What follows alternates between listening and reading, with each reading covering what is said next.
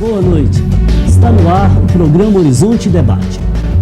Trabalho escravo, exploração sexual, venda de órgãos, adoção comercial. São vários os fins que levam ao tráfico de pessoas. A campanha da fraternidade deste ano traz este dilema e tem o objetivo de identificar as práticas em suas mais variadas formas e denunciá-las como violação da dignidade humana. No programa de hoje, nós vamos conversar sobre este crime, que é considerado uma chaga social do século XXI, que por isso mesmo merece nossa atenção. Então, não saia daí, participe conosco, o Horizonte Debate está só começando.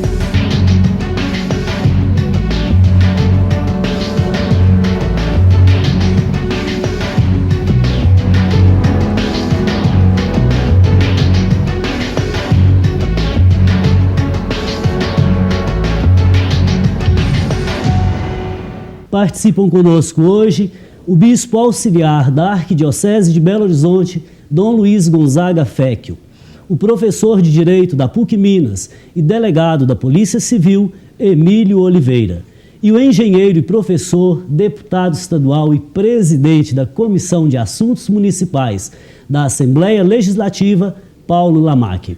E, claro, você, como sempre, é também convidado a participar do nosso debate. Hoje estamos falando sobre o tráfico de pessoas. Você sabe quantas pessoas são vítimas por ano no Brasil? Então mande um e-mail para nós, horizontedebate@tvhorizonte.com.br ou ligue para a nossa produção, 3209-0115. Caros convidados, boa noite. Boa noite. Dom Luiz, é um prazer tê-lo aqui. Emílio, a mesma coisa. Deputado Paulo Lamaque, mais uma vez. Então nós estamos aqui para falar de um tema que é considerado, vamos dizer assim, uma chaga social do século XXI. Com tanta tecnologia, com tanto desenvolvimento, com tanta conquista da humanidade, pessoas são tratadas como mercadoria. Dom Luiz, dê o tom da nossa conversa, por favor. Como que o senhor vê essa presença da igreja no século XXI tratando desse tema? Sem dúvida alguma, é muito pertinente esse assunto, porque também a missão da igreja, como todos nós sabemos, é evangelizar. E a evangelização é o anúncio da boa nova, é a notícia mais importante que a gente tem que dar para as pessoas, que é o reino de Deus, naquilo que principalmente Jesus veio mostrar. Então, se ele disse: eu vim para que todos tenham vida em abundância. Essa vida nós percebemos que falta em muitas situações, como você mesmo disse, nessa grande ferida difícil de ser cicatrizada. Então está aí a missão da igreja. Tá certo. Agora, há algumas pessoas, sobretudo em alguns meios estritamente laicos, que dizem que a igreja não deveria tratar de determinados temas. Por exemplo, reforma agrária, tráfico de pessoas, que isso não é assunto da igreja. Como que o senhor vê isso, Dom Luiz? Não é o que nós percebemos quando a gente para refletir, lendo, meditando, conversando sobre o Evangelho. Quando a gente olha a prática de Jesus, nós vamos ter que admitir que Jesus se preocupou e muito, bastante mesmo, com as questões sociais do seu tempo, e que tem incidência também, portanto, no nosso tempo. É lógico que a igreja tem que se intrometer, vamos dizer assim, porque, na verdade, se ela é anunciadora da boa notícia, da boa nova de Jesus, da sua liberdade ou da libertação que ele trouxe, essa liberdade, essa libertação, ela tem que ser bem esclarecida, anunciada, em vista de tudo aquilo que nós percebemos que é o contrário. É a escravização, é a opressão. Se a igreja não for essa voz, quem vai ser? Correto. Faz parte da sua missão, né? Okay. Pois é. Bom, Emílio, o que configura um tráfico humano? Bom, o tráfico de pessoas, sob uma perspectiva ampla, pode ser conceituado como toda atividade de recrutamento, transporte, alojamento, acolhimento de pessoas com o uso de ameaças, fraudes, coação, abuso de autoridades ou então se valendo da vulnerabilidade daquele indivíduo com fim de exploração. E essa exploração ela é ampla, pode passar pela exploração sexual, a exploração no trabalho, a retirada de órgãos e tecidos humanos, ou então, no caso de crianças, para a adoção ilegal. Ou seja, significa tratar o ser humano como coisa, né? E nunca como pessoa. Sim, uma das características do tráfico de pessoas é exatamente essa reificação do indivíduo, é a mercantilização do ser humano que extirpa qualquer resquício de dignidade e viola a sua condição como ser humano. Ok, obrigado. Deputado Paulo, como que está atualmente o cenário do tráfico de pessoas em Minas Gerais e no Brasil? Padre Márcio, muito boa noite, agradecer a oportunidade de estar aqui. Eu queria parabenizar a CNBB pela coragem de abordar um tema importante como esse e a gente que vive uma igreja viva. É lógico que nós queremos discutir questões que estão no dia a dia e essa é uma questão muito atual e muito real. É importante a gente ter essa clareza que não estamos falando de alguma coisa que só acontece em novela ou em filme. Está muito mais perto do que a gente imagina. O Estado de Minas começou recentemente o trabalho de levantamento das ocorrências em Minas. É muito recente. Nós temos apenas 38 casos identificados no Estado, que é muito, se a gente for pensar no sofrimento dessas pessoas, mas é pouco.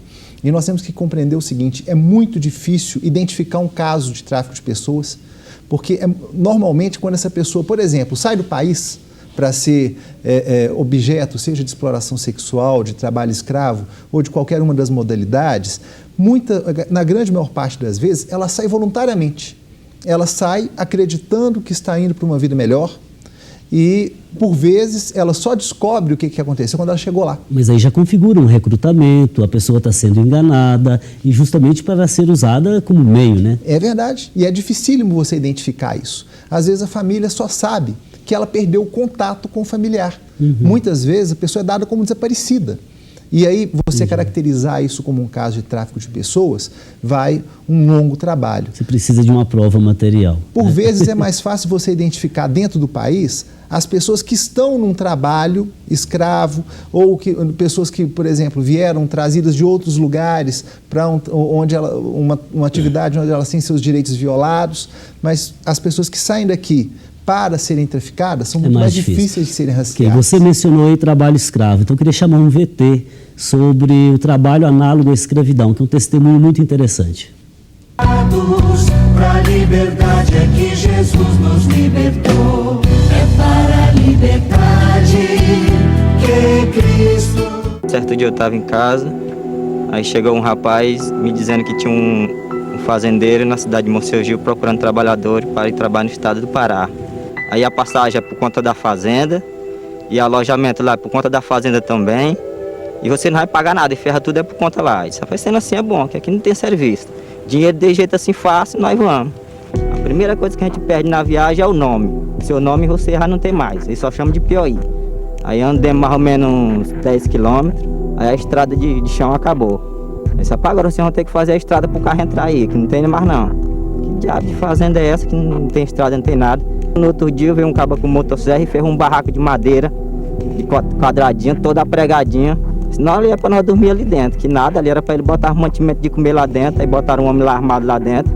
Aqui é a cantina onde vocês vão comprar as coisas de vocês. Aí onde as coisas que é coisa de R$2, lá eles cobravam R$10, R$15 o valor a mais. Aí quando nós perguntamos, rapaz, quando é que nós vamos ver o patrão? Ele disse, não, o patrão não pode vir não, eu sou o gato chamado daqui. Não, e como é o nome do patrão de vocês? Não tem patrão aqui não, vamos trabalhar aí. Aí nós passamos 3 meses trabalhando lá, russo lá, jogaram uns tambor aí de lá de veneno para nós botar água dentro, nós lavamos com sabão lá e botar água para nós poder beber. Aí nós dissemos, rapaz, nós queremos falar com a nossa família. Não, eu já telefonei para lá e eu disse para vocês que eu estou tudo bem, que está tudo bom aqui demais. E não adianta tentar fugir não, que se você fugir daqui, os outros fazendeiros vão trazer vocês de volta e nós dá fim em vocês. Aí ele chegou lá, com 3 meses de dia, ele chegou lá, rapaz, agora vocês vão ter que ir embora. Nós viemos de lá pra cá, ajudando os companheiros, passando fome, só bebendo água quando achava que ia ender. Nós saímos de lá, avulso, sem ganhar nada. Então, Emílio, primeira coisa que a gente perde é o nome. Mas que coisa desumana, que atentado à dignidade humana. Algum comentário sobre o vídeo? Sim, veja bem, nós somos uma nação que tem um histórico de uma sociedade escravagista, discriminatória, preconceituosa e segregadora. E isso tudo nos deixou um legado cultural que permite banalizar o mal. Uma situação como a mostrada no vídeo é comum em todo o Brasil e, infelizmente, essas pessoas que são exploradas são vistas pela sociedade como mais um indivíduo que está sendo explorado, seja no trabalho, seja exploração sexual, e não se toma providência em relação a isso, exatamente porque se tem como uma situação comum. Mas, na verdade, é um problema grave que deve ser combatido por todos nós. Ok, nós estamos apenas começando e temos que chamar o intervalo. Antes de ir para o intervalo, queria lembrar a campanha Faço Parte. Fazer parte é a expressão de comunhão com a Igreja Católica. Faça parte você também. Ajude a Arquidiocese de Belo Horizonte a construir mais este capítulo da sua história, construindo a Catedral Cristo Rei. Nós vamos para um breve intervalo e voltamos já. Enquanto isso, aproveite para participar conosco pelas redes sociais. Até daqui a pouco.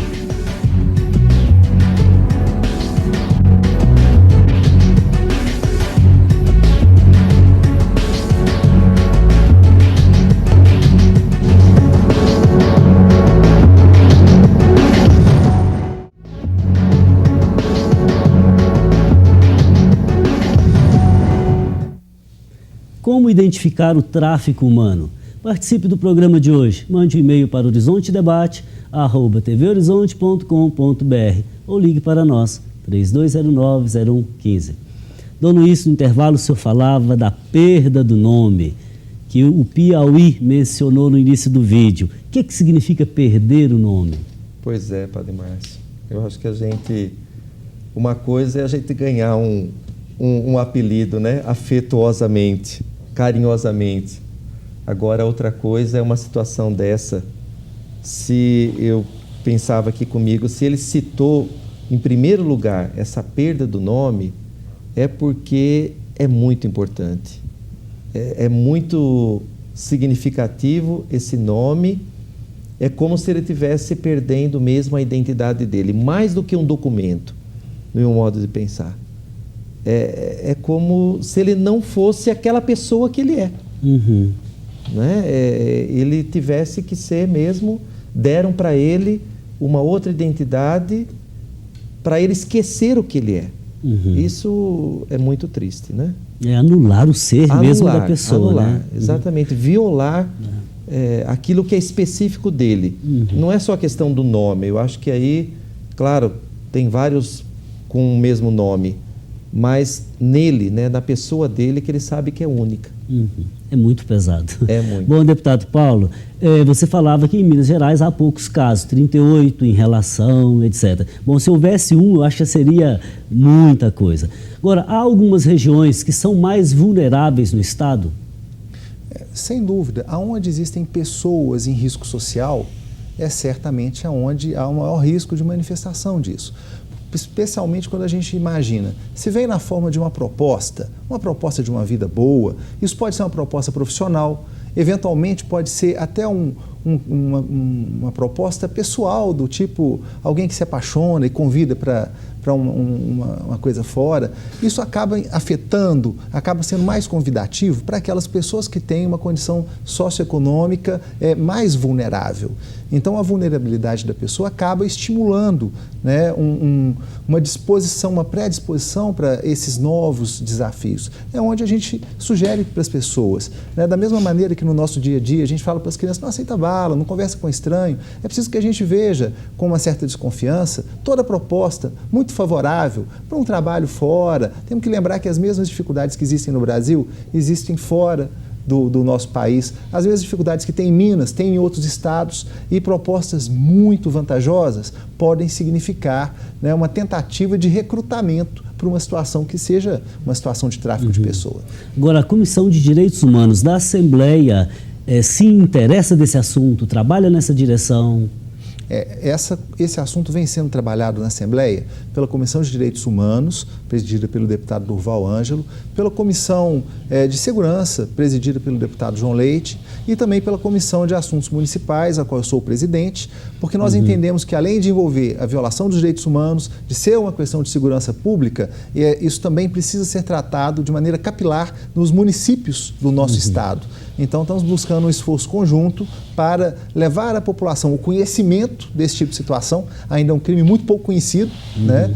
E conscientizar. Ou seja, você quer dizer que falta informação? Ah, sem dúvida. Ok. Bom, Emílio, como que é a legislação com relação ao tráfico de pessoas? Bom, em relação ao tráfico, nós temos que analisar a legislação em duas dimensões. A primeira dela é a legislação internacional.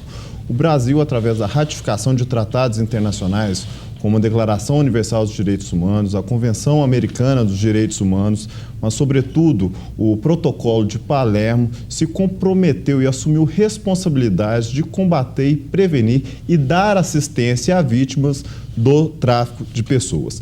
Na legislação interna, por incrível que pareça, o Brasil tem uma tradição já assentada no seu ordenamento jurídico no sentido de combater esse tipo de atividade. É bom ressaltar que o tráfico de pessoas, ele decorre de uma atividade escravagista que já era percebida na antiguidade. E somente no final do século XIX, início do século XX, é que houve uma atenção dos países para combater esse tipo de crime. Então, o Código Penal de 1890 já previa esse tipo de crime. Em 1905, pela primeira vez, o Brasil ratificou um tratado internacional para combater essa atividade, e o Código Penal de 1940 e a legislação que o sucedeu prevêem diversos dispositivos normativos à repressão a essa atividade. Agora, é um crime contra os direitos humanos e chega a ser um crime hediondo, considerado hediondo?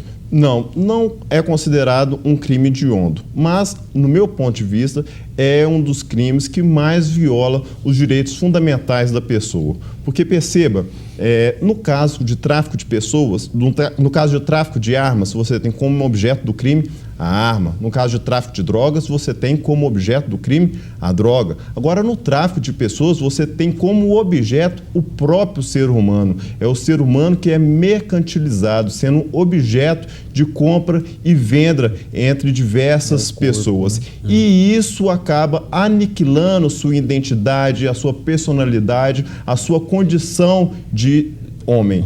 Já que você fala bonito, a quem que interessa o tráfico de pessoas? Bom, essa é uma questão muito interessante, porque ela permite abordar e contextualizar o tráfico do ser humano no cenário político e econômico mundial. Bom, é necessário afirmar que essa atividade, ela envolve em torno de 2 milhões de vítimas por ano e rende um faturamento de cerca de 32 bilhões de dólares anuais, o que é muito maior do que o PIB de diversos países em desenvolvimento. E por trás disso há uma lógica perversa, porque para países pobres, países de origem, de onde essas pessoas saem para serem exploradas, muitas vezes o tráfico de pessoas é visto como um bom sinal para a economia local, porque aquela pessoa sem perspectivas, que pode estar envolvida com a criminalidade, ela sai do país e é substituída por uma fonte de renda externa. Já para os países ricos, é também interessante, porque você tem mão de obra barata a ser explorada, e um caso emblemático é de um economista famoso suíço que disse que era uma vantagem para a Suíça ter prostitutas sendo exploradas naquele país, porque assim os suíços não precisariam ir para o exterior e o dinheiro fica concentrado. Eu vou dizer como os nordestinos dizem, ele é um desinfeliz. Bom, Luiz, vamos falar de coisas mais próximas de nós agora. Bom, a igreja tem esse objetivo bonito de defender a dignidade humana, de conscientizar, de levar a mensagem de Jesus de uma forma atualizada no mundo contemporâneo. Que atividades estão sendo previstas em nível de arquidiocese ou mesmo de paróquias, que o senhor poderia comentar para nós? Bem, certamente nas paróquias acreditamos que os padres já se mobilizaram ou mobilizaram também equipes para que possam fazer com que esse assunto esteja cada vez mais sendo conversado, debatido, meditado, rezado, né, nas mais diversas instâncias aí dos grupos, né? Tem diversos materiais, né, para serem usados, confeccionados pela nossa Conferência Nacional dos Bispos e que são, como em toda a quaresma, muito importantes para a gente poder se inteirar com a questão. A nossa arquidiocese oficialmente abrirá a campanha da fraternidade nesse próximo sábado, dia 8, né, no Museu de Ciências Naturais da nossa PUC, a partir das 13h30, todos são convidados, né, até mais ou menos 17h30, onde vai ter então a apresentação do tema aí com o debate de várias pessoas conforme o assunto específico dentro dessa questão do tráfico, né? Exploração, o trabalho escravo, a questão dos órgãos. Uhum. Agora, toda a liturgia também vamos dizer, expressa essa preocupação, né? A via sacra durante sem dúvida, a quaresma. É uma atualização dessa devoção, dessa piedade que é tão forte, né, no nosso povo ainda, para essa realidade. Quer dizer, trazer esse caminho do Cristo, como, por exemplo, essa manifestação que você disse da piedade, da religiosidade popular, né, que é a via sacra, o caminho doloroso do Cristo para os nossos dias. Né, o que significa sentir essa compaixão que o Cristo sentiu, né, carregar essa cruz diante desse problema que nós vivemos. Agora, uma perguntinha antes de ir para o intervalo. Em ano de Copa do Mundo aqui no Brasil, o senhor acha que essa campanha da fraternidade veio no momento certo? Porque pode acontecer muito aliciamento de menores, de pessoas. Não tem como a gente não responder. Com certeza que essa pergunta merece uma resposta, né, afirmativa, porque sendo a Copa do Mundo um evento tão esperado, tão preparado durante tanto tempo, né, e com a soma de dinheiro, tudo aquilo que se gasta para diversão, para entretenimento, certamente, como, né, o Dr. Emílio se referiu, essas pessoas mais vulneráveis acabam sendo presas fáceis nas mãos desses mal, né, interessados aí quanto à exploração. Ok, então vamos para o intervalo tomar uma água fresca. Nós voltamos já logo após o intervalo. Aproveite para participar conosco. Faça sua pergunta pelo telefone 3209-0115 ou pelo facebook.com/Horizonte Debate TV. Voltamos daqui a pouco.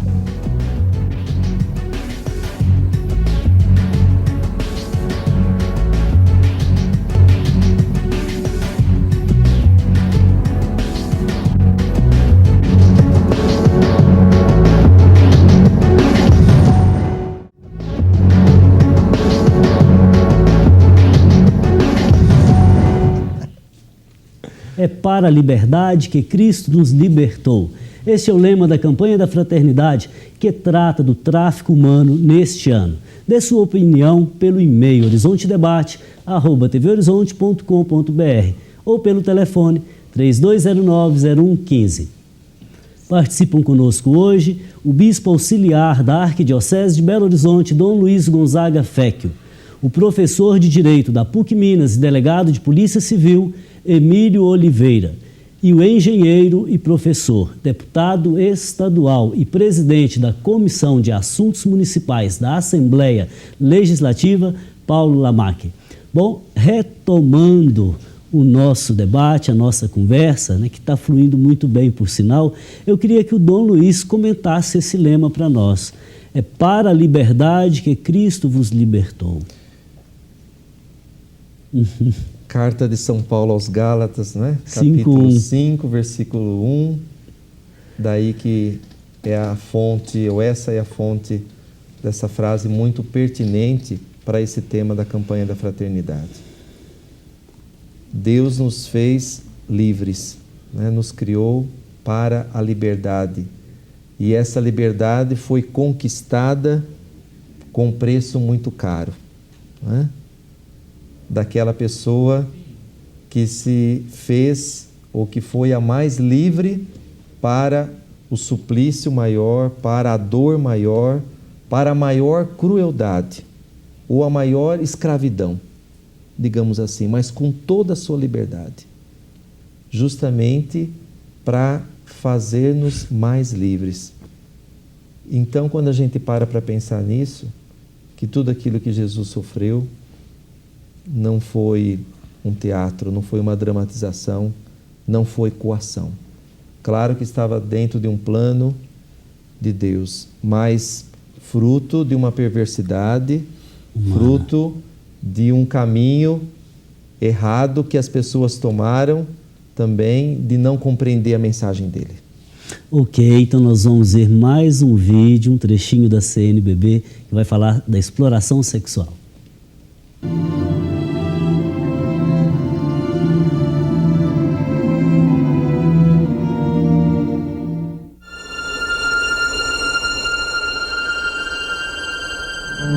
Eu trabalhava num bar de copeira quando eu conheci a Zuleika.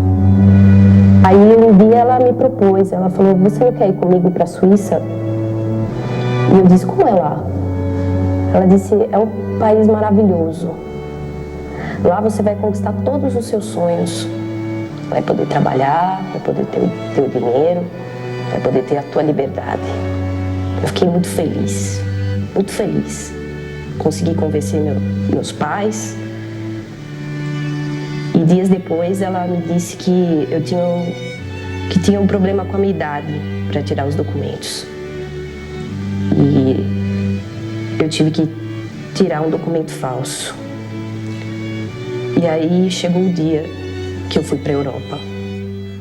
Quando eu cheguei em Zurique, lá estava me esperando a tia e mais 2 homens. Logo quando eu cheguei, eu já tive que ir para a cama com um deles. Foi ali que eu perdi a minha virgindade. Com aquele homem podre. Aquele homem horroroso. Foi muito difícil para mim.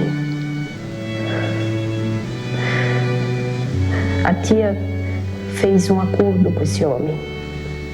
E que eu tinha que casar com ele em troca de eu me prostituir. 5 dias depois, eu já trabalhava numa sauna. Dormia com muitos homens numa noite só. Eu nunca vi o dinheiro na minha mão. Nunca.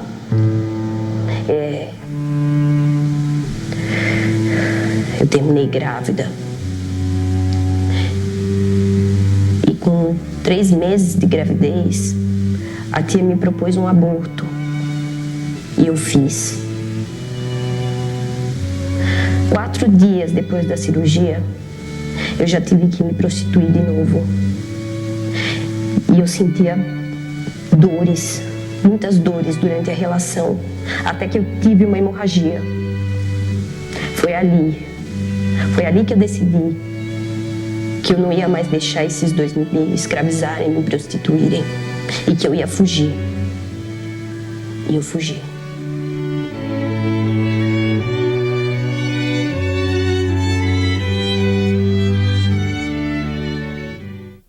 Doutor Emílio, o depoimento é muito forte. Chega a causar constrangimento, emociona a gente. Então isso teria que ser crime hediondo. Acho que o direito brasileiro tem que trabalhar nessa direção. O que o senhor acha? Bom, o relato é chocante. Mas o que a gente pode perceber é que não é um problema por ausência de lei. Um problema muito mais relacionado à sua efetividade. E, sobretudo, uma ausência de informação e conscientização da sociedade sobre a gravidade e as consequências que uma pessoa como essa tem para o resto da sua vida por ser submetida a essa espécie de exploração. Tá. Agora, o que o senhor sugeriria como conscientização da sociedade? Eu vou dizer por quê. Claro que a gente não tem direito de ser moralista com ninguém, muito menos julgar uns aos outros a partir de determinado padrão.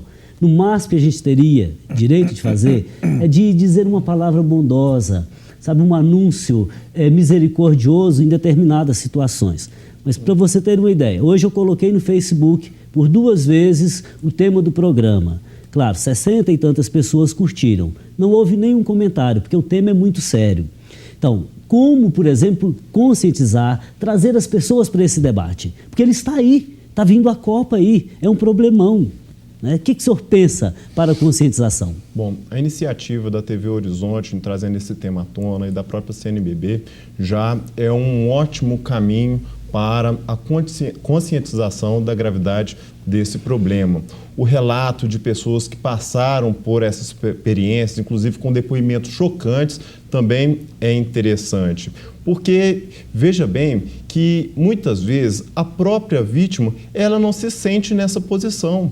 Muito pelo contrário, ela acha que está fazendo um bom negócio. E o medo de denunciar dessa pessoa ou da sua própria família em consequência de retaliações, né, por quadrilhas especializadas em tráfico de pessoas é muito grande. Então, isso tudo passa pela conscientização das pessoas sobre os seus direitos, sobre as possibilidades e perspectivas para a sua vida, que não seja a exploração de trabalho análogo ao de escravo ou pela exploração sexual. Agora, mesmo a pessoa consentindo na situação, ainda se configura o crime. O consentimento da pessoa é irrelevante, porque nessas situações a autonomia e a dignidade da pessoa fica solapada, ao ponto daquela vontade ser desconsiderada pela legislação. Ok, obrigado. Tem aqui a participação da Beatriz, do bairro Gutierrez. Gostaria que os convidados falassem sobre a relação tráfico de pessoas e Copa do Mundo. Como proteger nossas crianças? Como se proteger do falso príncipe encantado, Paulo Lamac? Realmente, acho que o primeiro passo é a informação. Temos que rapidamente fazer com que o conhecimento do risco seja divulgado. Lógico que nós não temos que desconfiar dos nossos visitantes, nós temos uma cultura de receber bem os nossos visitantes aqui no Brasil e temos que assim fazê-lo, mas ter cuidado. Até porque normalmente as pessoas que fazem o aliciamento, normalmente são pessoas que vão criar uma certa proximidade. Existe uma campanha, eu acho que, além da campanha muito importante da CNBB, agora nesse período da Quaresma, uma campanha nacional que está sendo veiculada e ainda não foi lançada em Minas, a Assembleia está trabalhando para fazer o lançamento em Minas, chamada campanha Coração Azul. Não tem nada a ver com futebol, viu, gente? O azul... Nem com o Horizonte Debate. Não, o azul faz referência à frieza do coração das pessoas que trabalham esse tipo de crime e tem adesão de artistas nacionais como forma de chegar à população brasileira. Então você tem a embaixadora, essa é uma campanha da ONU que o governo federal acolheu no Brasil, é uma campanha internacional, a embaixadora é Ivete Sangalo, que está falando para a juventude, tentando trazer as pessoas. Uma outra adesão é a Glória Pérez, que também trouxe essa temática em nível nacional. Nosso primeiro desafio é conscientizar as pessoas da existência disso, da realidade, da possibilidade e trazer para um português claro, trazer para a linguagem, especialmente da juventude, os riscos e a existência disso. Acho que esse é o nosso desafio, capilarizar essa informação. E aí nós temos novamente que... investir na educação. Investir na educação, mas também parabenizar pela iniciativa da TV Horizonte Deputado Paulo, veja da bem, CNBB. Conscientizar é uma tarefa de cada dia. Eu diria, não é a tarefa de uma instituição apenas. A meu ver, ela começa na família, na primeira socialização, na escola, em vários, vamos dizer assim, meios. O problema que eu vejo, sabe qual que é? É que o mundo de hoje apresenta tudo muito fácil e as pessoas querem um caminho mais curto. Ora, a vida é o que nós fazemos. Então não vai existir esse príncipe encantado de uma hora para outra. Isso é uma construção no relacionamento. Não vai existir um emprego maravilhoso na Europa. Construa a sua vida aqui, trabalhe aqui. Eu acho que isso tudo é conscientização. E não é só por ocasião da Copa, não é? Mesmo porque a Copa é um negócio muito artificial. Pois é, né? A Copa é um mês, mas e depois? Sim, mas é uma oportunidade para a gente colocar em destaque esse crime E à medida que os meios de comunicação tiverem o mesmo tipo de responsabilidade que a TV Horizonte está demonstrando aqui hoje, a gente vai conseguir fazer com que um número muito maior de pessoas conheça. Ok, obrigado.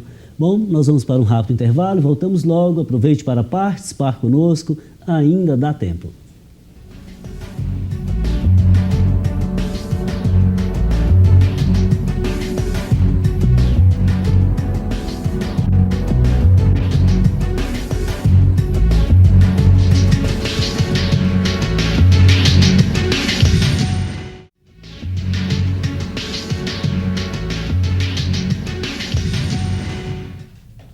Voltamos com o Horizonte Debate, hoje conversando sobre o tráfico de pessoas.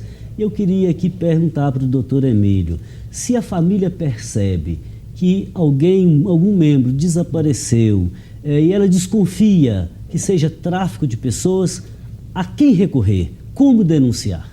Bom, a pergunta é muito pertinente porque ela me permite desvelar um mito que existe por trás do desaparecimento de pessoas, que é a família aguardar 24, 48, 72 horas para fazer o registro da ocorrência.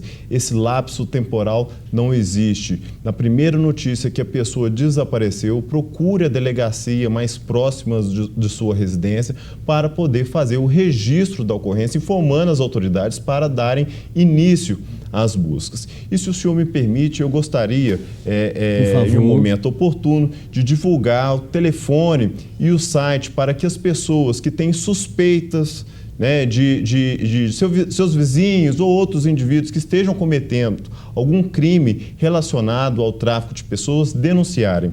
O telefone é gratuito e a pessoa não precisa ser identificada. O número é 0800 28 28 197. Repetindo, 0800 28 28 197. Já está na tela. E o site é www.desaparecidos.mg.gov.br. A participação é válida e certamente contribuirá muito para o esclarecimento de casos como esse. Ok, muitíssimo obrigado. Tenho aqui a participação da Maria do Carmo, paróquia Nossa Senhora do Carmo, em Betim.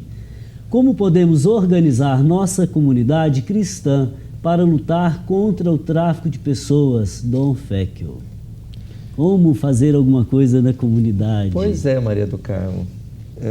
Eu acredito que é conscientizar mesmo com esse material rico que nós temos em mãos, pelo menos procurando colocá-lo para a população, o maior número possível, e aproveitando aquilo que a Quaresma oferece para nós, nas situações que nós temos de encontros variados, para tratar desse assunto. Quer dizer, se a comunidade conhece pouco, esse é um recurso e é uma época favorável que a igreja está oferecendo para isso. Claro que não só através da igreja, mas aproveitando esse material, né, destrinchando um pouquinho aí esses 4 galhos dessa árvore, né, perversa que a gente comentava aí, que é a questão da sexualidade, da exploração da mulher,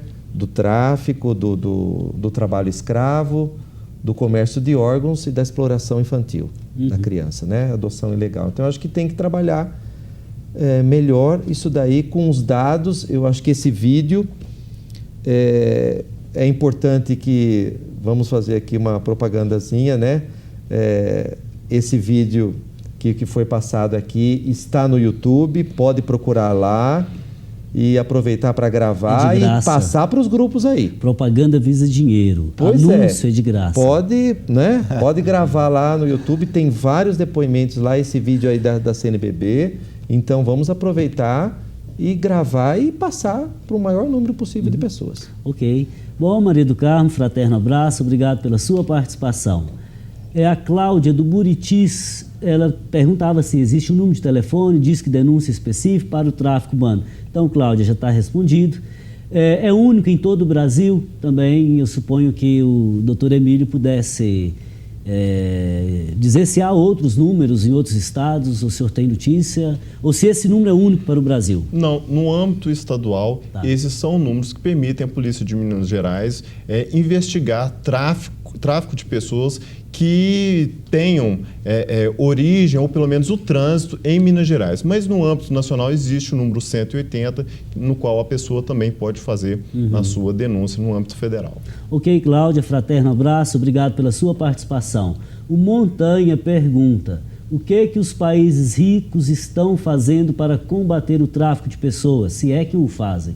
E se a abordagem do tema em novela serve de conscientização, deputado Paulo? Bom, eu acho que a novela foi meritória, porque ela introduziu uma temática que até então era desconhecida do grande público brasileiro.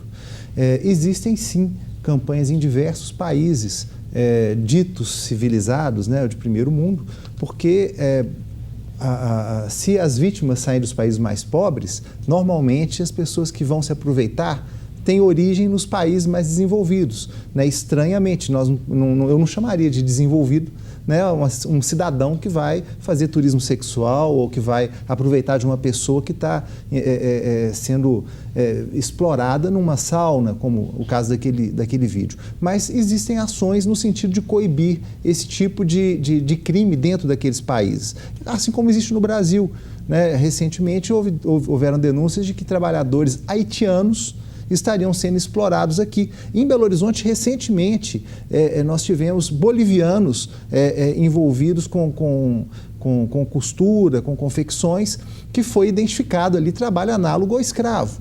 Então, essas coisas acontecem e acaba que não se trata de um país ou de outro. Tem que ser uma ação internacional, uma ação coordenada e entendemos que isso está começando a acontecer no mundo. A legislação é muito recente, né? 2002, que o senhor falava, Protocolo de Palermo. O Protocolo de Palermo é do ano de 2000 e foi ratificado pelo Brasil em 2004, salvo engano. Né? E ele estabelece, ele é assentado no tripé, né? Que é a prevenção e a repressão do crime de tráfico de seres humanos praticados por organizações criminosas transnacionais, né, pela assistência e apoio à vítima, porque se você não dar perspectivas para aquela pessoa, possivelmente ela vai retornar para aquela situação e também com o fundamento com o objetivo de promover a cooperação entre países, seus setores de fiscalização e controle de imigrantes e as polícias para trocarem dados estatísticos com a finalidade de coibir esse tipo de prática. Agora, o Gladstone, nosso funcionário, ele pergunta qual que é a punição? Se existe lei, de fato existe punição? O que o Código Penal, por exemplo, prevê? Sim, o tráfico internacional de pessoas, ele está previsto no Código Penal e pode chegar a uma pena máxima de 12 anos de reclusão, né? Sem contar os outros crimes que aquela pessoa pode ter sido vítima, como, por exemplo, lesão corporal, né? Ameaças, sequestros, enfim. Mas essa é a pena. E eu repito, o problema maior não é falta de lei. Há crimes previstos na nossa legislação para coibir esse tipo de atividade. O maior problema é a falta de efetividade dessas normas proibitivas. Ok. Bom, o Papa Francisco disse, né, num comentário à campanha da fraternidade aqui no Brasil, que o tráfico de pessoas é ignóbil, é uma vergonha. O que o senhor acha, Dom Luiz? O senhor acha que o tráfico humano... Ele disse que quando a gente fere a dignidade de alguém, a gente está ferindo a nossa própria. Né? Quando a gente está violando aquela pessoa, a gente está se auto-violando. Isso é muito forte para nós percebermos essa identificação, essa fraternidade que a gente precisa ter mais eficazmente entre nós. Né? É inadmissível. Né? Ele diz claramente que a gente não pode ficar passivo diante dessa situação. Agora, nós falamos muito de exploração sexual, de trabalho análogo à escravidão, mas existem dois outros galhos dessa árvore perversa, né, doutor Emílio e Paulo? Um deles é a adoção com fins comerciais e o outro o tráfico de órgãos, venda de órgãos. Isso também tem acontecido muito no Brasil, doutor Emílio? Olha, infelizmente, a própria ausência de uma norma que possibilita uma harmonia com os protocolos internacionais, elas dificultam a captação de dados que permitem uma estatística definitiva dessas modalidades de crimes, a adoção ilegal e o tráfico de órgãos. Ocorre que essas são práticas, né, que não se restringem ao Brasil, elas estão lastreadas pelo mundo inteiro e envolve muito dinheiro na sua realização. Né? Recentemente houve uma notícia de que um crime no qual houvesse a retirada de um pulmão de uma determinada pessoa chegaria a custar cerca de $250 mil, né? O que é uma quantia elevada. Ou seja, isso somente retrata o grande numerário de valor, né, que gira em torno do mundo inteiro a prática de tráfico de pessoas. Ok. Paula Mac, algum comentário? E qual que é o maior desafio diante do tráfico de pessoas? Eu acredito que com relação especificamente à adoção ilegal, acredito que a gente tenha tido avanço aí das últimas 2 décadas, talvez. Eu estava vendo recentemente também uma notícia sobre uma investigação agora, já tardia, sobre um grande número de crianças, cerca de 2.000 crianças traficadas na década de 80, né, em grande maioria oriundas do sul do Brasil, numa época em que existia uma maior facilidade de saída de menores do Brasil. Isso nos remete a essa dificuldade, né? maior burocracia necessária, que hoje a gente percebe, às vezes, para uma criança passar pelas fronteiras, é muito mais difícil do que era. Né? Acho que é um passo, certamente um passo, mas o nosso desafio hoje, acredito que é reproduzirmos o que estamos fazendo aqui, conscientizar a nossa população da existência disso, fazer com que elas saibam do risco e esse é um tipo de crime que pode ser muito reduzido se a gente informar as pessoas. Ok, deputado Paulo, muitíssimo obrigado muito pela obrigado, presença. Márcio, doutor Emílio, volte outras vezes. Dom Luiz, foi uma alegria tê-lo aqui. O povo fica perguntando, o senhor não leva os bichos lá no programa? Eu digo, mas eles são muito ocupados. Muitíssimo obrigado pela oportunidade. Antes de me despedir, lembra a campanha Faço Parte. Ela está aí batendo no seu coração. Ajude a Arquidiocese de Belo Horizonte a construir a casa do povo de Deus. O Horizonte Debate de hoje chegou ao fim, mas você pode acompanhar informações sobre o programa pelo site da TV Horizonte. Nosso endereço é tvhorizonte.com.br/Horizonte Debate. Outro jeito de nos acompanhar é pelas redes sociais. Obrigado pela sua companhia e na próxima semana eu te espero em mais um Horizonte Debate, aqui na TV Horizonte, uma emissora da Catedral, Rede de Comunicação Católica. Conto com você, fraterno abraço.